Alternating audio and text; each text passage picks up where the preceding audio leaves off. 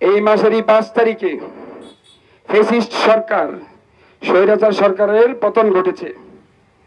এর কারণে বিশেষ ধন্যবাদ জানাই এই বাংলার ছাত্র সমাজকে, বৈষম্য বিরোধী ছাত্র আন্দোলন, যারা কিনা অত্যন্ত মেধা, স্পৃহা ও ধৈর্যের সহকারে আজকে আমাদের আন্দোলনটাকে আঞ্জাম দিয়েছে। তাদের কোটা আন্দোলন থেকে শুরু, কোটা আন্দোলন দিয়ে তাদের শুরু, একটা সময় তাদের আন্দোলন দাবানলে রূপ নেয়, এই বাংলার আপমার জনতার চাহিদা অনুযায়ী সে আন্দোলনের রূপ নেয়, ঠিক কিনা বন্ধুগণ? সেই জন্য ছাত্র আন্দোলনে, বৈষম্য বিরোধী ছাত্র আন্দোলনের প্রত্যেকটা ছাত্রকে, প্রত্যেকটা ছাত্র জনতাকে স্যালুট জানাচ্ছি।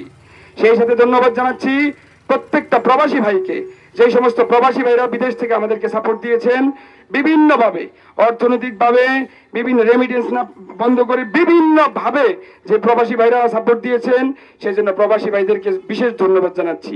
আরো বিশেষ ধন্যবাদ জানাচ্ছি চরমনাই পীর সাহেব সহ সমস্ত উলামায়ে কেরামকে বিশেষ ধন্যবাদ জানাচ্ছি। বিশেষ করে চরমনাই পীর সাহেবকে, যিনি কিনা 18 জুলাই থেকে শুরু করে 19 জুলাই সহ প্রত্যেকটা 3 আগস্ট, 4 আগস্ট, 5 আগস্ট প্রত্যেকটা প্রোগ্রামে ছাত্রদের পাশে ছিল, এবং তিনি একমাত্র এত বড় রাজনৈতিক ব্যক্তিত্ব হওয়া সত্ত্বেও সরাসরি ছাত্রদের প্রোগ্রামে নিজস্ব ব্যানারে অংশগ্রহণ করেছে, ঠিক কিনা বন্ধুগণ? এবং তিনি 5 আগস্ট সর্বপ্রথম কারফিউ ভেঙেছিল প্রায় 2 লক্ষাধিক মানুষ নিয়ে, ঠিক কিনা? সেই জন্য চরমনাই পীর সাহেব সহ প্রত্যেকটা আলেম উলামাকে ধন্যবাদ জানাচ্ছি। ধন্যবাদ জানাচ্ছি ওই সমস্ত সচেতন শিক্ষককে, যে সমস্ত শিক্ষকরা ছাত্রদের এই প্রোগ্রামে অংশগ্রহণ করেছিল, এবং ধন্যবাদ জানাচ্ছি প্রত্যেকটা আইনজীবীকে, যে সমস্ত আইনজীবী ছাত্রদের পাশে ছিল।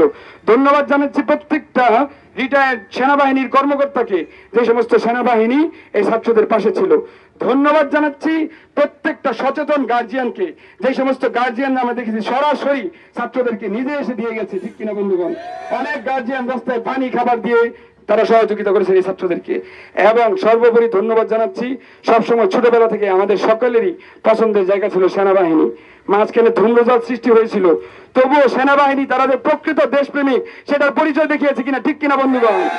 বন্ধুগণ, এখন বলতে চাই, স্বাধীনতা অর্জনের থেকে স্বাধীনতা রক্ষা করা কঠিন, ঠিক কিনা?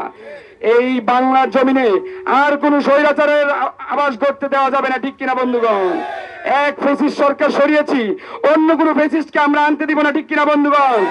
এই বাংলার জমিনে তারাই রাজনীতি করবে যারা জনগণের ভাষা বুঝে, জনগণের চাহিদা বুঝে, জনগণের কল্যাণে, দেশের কল্যাণে কাজ করবে, তারাই রাজনীতি করবে, তাদেরকে ক্ষমতায় নিয়ে আসবো, ঠিক কিনা বন্ধুগণ? এখানে দল দেখবো না, মত দেখবো না। যে সন্ত্রাসী করবে, যে তাজাবাজি করবে, তার বিরুদ্ধে বাংলার অপমান জনতা, বাংলার ছাত্র জনতা জেগে উঠবে, ঠিক কিনা বন্ধুগণ? প্রিয় বন্ধুগণ, আজকের এই বিক্ষোভ মিছিলে এখন বক্তব্য নিয়ে আসছেন বৈষম্য বিরোধী ছাত্র কোটা আন্দোলনের পলাশ উপজেলার প্রধান সমন্বয়ক মোহাম্মদ আজিজুল ইসলাম।